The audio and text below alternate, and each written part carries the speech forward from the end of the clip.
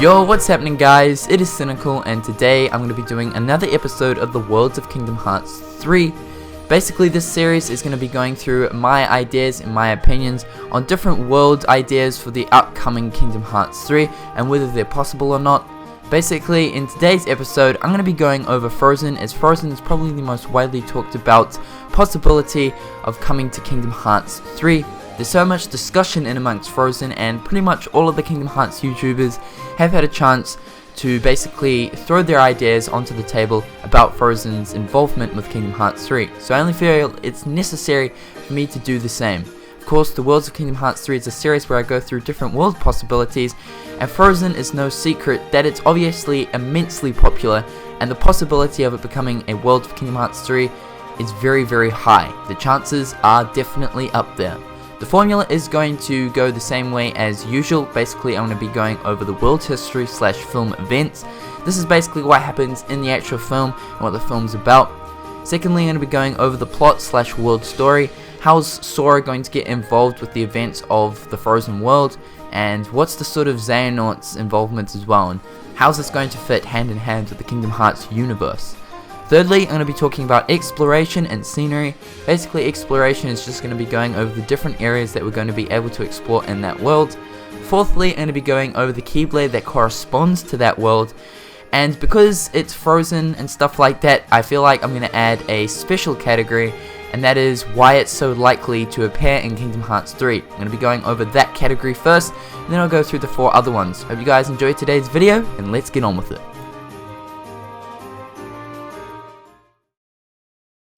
Also guys, I just want to mention something really quickly before I get into this video. There is going to be spoilers to do with the movie Frozen, so if you guys haven't seen the movie and don't like spoilers, then I don't suggest you watch this video. Go watch Frozen and then come back. Alright guys, let's get on with it. So why is Frozen so likely to make it into Kingdom Hearts 3? Well, Square Enix have already made it obvious that they're wanting to have a whole mix of worlds. Old ones, ones that we've already explored, and of course completely new ones that we've never been to before. They've already mentioned that they're wanting to use new Disney films. What this could mean, we don't know. And the year bracket of these new films, we don't know either. But one that fits this bracket so perfectly is Frozen. I mean, the film came out last year. Who really knows how long Kingdom Hearts 3 has been in development for? But the official trailer for it, the very first one saying that it is actually in development, came out last year. Yes, Frozen came out around that time as well, so that only means that the possibility of Frozen actually being developed and created into a World of Kingdom Hearts 3 is definitely there. There's also evidence of the people who work at Square Enix loving Frozen as well. Basically, there was a interview conducted with Tai Sui during E3 this year, and he said that basically he loved the movie Frozen and he would love to see it in Kingdom Hearts 3. Without officially confirming anything or saying that it's actually going to be in the game, he said that Frozen was pure magic and it would fit the Kingdom Hearts universe perfectly. And I'm sure Tai Sui isn't the only one who works at Square Enix who also enjoyed Frozen as well. I'm sure that there are many of them there. And of course, if many of the developers have a liking to a certain film or a Disney film, then that definitely raises the chances of that film being turned into a world as well. Not only that, but Frozen was immensely popular. People thought that, Frozen's just going to be the same typical Disney bullshit. The typical princess and the typical prince falling in love. But it wasn't that. It was love to do with family, and this was something different in that I loved so much about Frozen. I mean, Disney movies generally center around a princess that's in desperate need, the obvious damsel in distress, and this prince comes along and saves her and gives her a better life, and then they end up falling in love. But Frozen did something different. Of course, the whole movie tricked us into thinking that, but at the very end, we of course found out the movie was about family love, rather than love between two completely different people.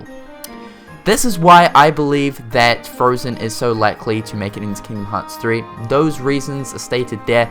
Also, it's one of the best engrossing Disney films of all time. So if it didn't make it into Kingdom Hearts 3, I would definitely be scratching my head. So what is the world history / film events? Well, basically, Frozen centers around 2 characters mainly, and that is Elsa and Anna. Elsa is the princess of Arendelle, possesses these cryokinetic powers in which she's able to produce ice, frost, and snow basically whenever she wants. Anna is Elsa's younger sister, and basically they are the children to the king and queen of Arendelle. One day when both Elsa and Anna were playing, Elsa actually ended up accidentally injuring Anna one night while they were playing with her abilities and her snow powers. Of course, her parents, the king and the queen, were fully aware of this unique thing to do with Elsa, these abilities and these snow capabilities, and basically the parents took Anna, because of the fact that she was injured, to the Troll King, who ended up healing Anna. Basically, within doing so, the repercussions were Anna would forget about all of Elsa's powers and the ability for her to be able to summon ice and frost and snow at will.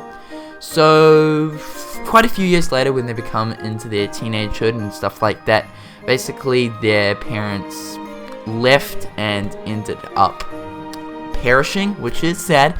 And then, of course, Elsa and Anna finally opened the gates and the doors to the castle. The other thing to note was Elsa had to be sort of banished away from Anna and anyone on the outside world to keep her from harming anyone. That's basically what the king and queen were definitely worried about. Of course, during this night, during this preparation of everyone meeting Arendelle's new queen, Elsa, because of the fact that her parents had left and had perished, basically Elsa couldn't really control herself and ended up summoning a flurry of icicle shards. Of course, this alerted everyone and led everyone to believe that she was some sort of sorcerer or witch. Ultimately, she flees the castle, running up into the snowy mountains. From here on in, basically the film mainly centers around Anna, and Anna going after Elsa and tracking her down and finding her. Of course, along the way, she meets an array of different characters, ranging from Hans to Olaf to Kristoff and his reindeer, Sven. There's a lot of different characters along the way. Of course, Kristoff and his reindeer obviously help him. Same with Olaf the snowman. And basically the film is centered around Anna going after Elsa to save her, so that basically not only can Anna get her sister back, but Elsa can also get rid of the snow that is completely covering Arendelle to turn it back into summer. So how would Sora fit into the plot of Frozen? Well, this is my take on it, so here we go.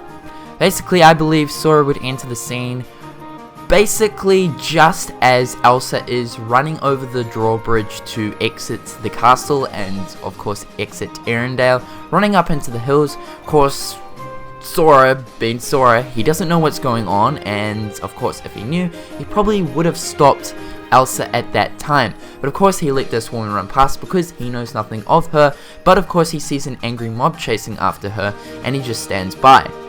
Of course, being Sora, he follows this mob to see what's going on. Of course, the mob end up losing Elsa and he ends up finding Anna.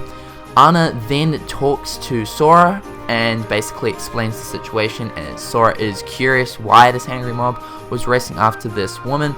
Of course, from then on in, Sora decides to help out Elsa so that Sora can actually help Anna save her sister, as well as saving Arendelle as well.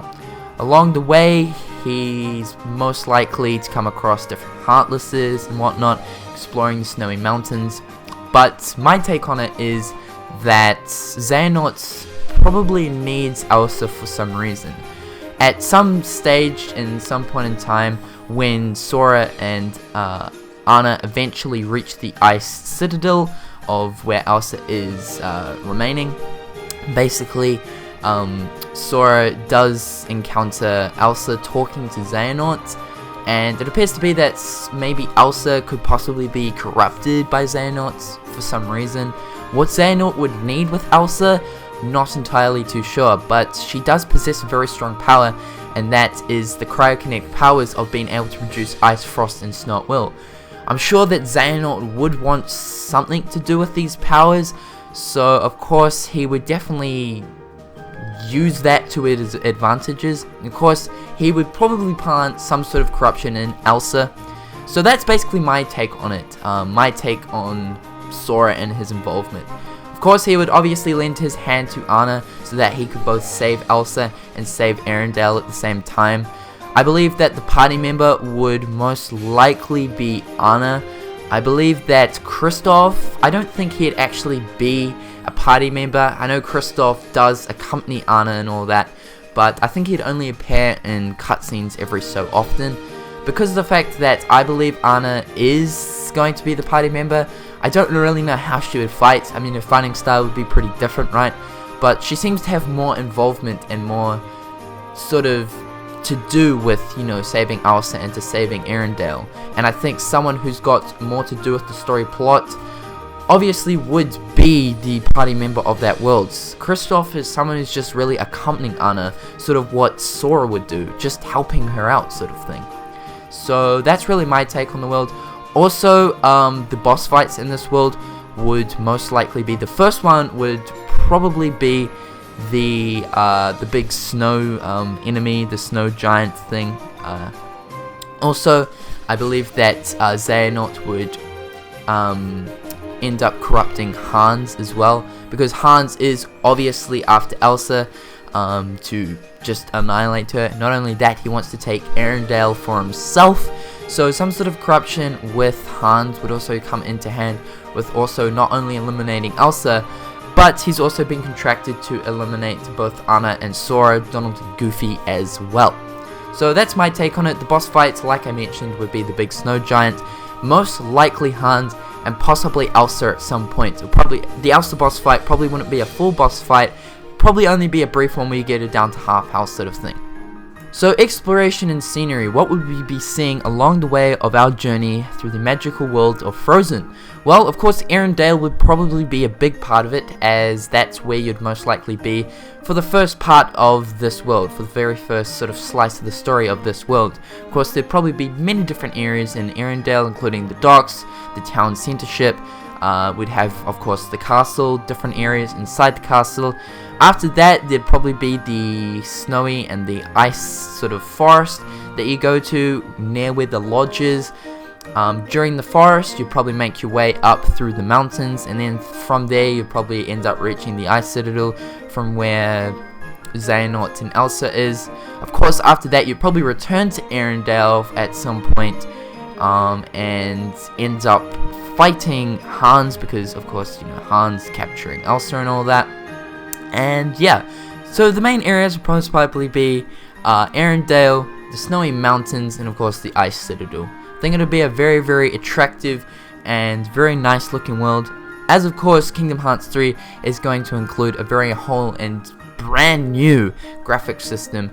And according to which, I've seen that the visuals from both Kingdom Hearts 3 and Frozen are very alike, and that it would be very easy to transfer Frozen off into the Kingdom Hearts engine. Just throw it in there. It'd be pretty easy from what I've seen, but that's the exploration and the scenery of that world.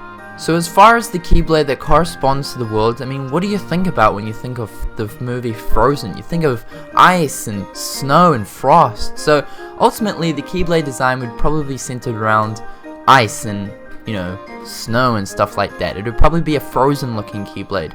Ultimately, when I think of a snowy, Frozen looking Keyblade, I think of Diamond Dust from Kingdom Hearts Final Mix. Although the Keyblade probably wouldn't look exactly like Diamond Dust, it'd probably look something similar. It'd probably look something maybe like a frozen ice shard with a few spikes, possibly even Olaf, the head of Olaf, or a snowman as the actual keychain down the very bottom. Who really knows? But as far as the name goes, I probably have to say Frozen Dream. I think that sounds like a really, really cool name for the Keyblade. So yeah, what do you guys think? What would the name be for the Keyblade from Frozen? I've seen a thing on DeviantArt where a person's actually made a Keyblade that would correspond to the world of Frozen. You guys can sort of Google it if you want to. It's called Frozen Skies. So of course there's a lot of different names out there that would probably correspond to the world Frozen. For me, Frozen Dreams sounds pretty damn cool. So what do you guys think?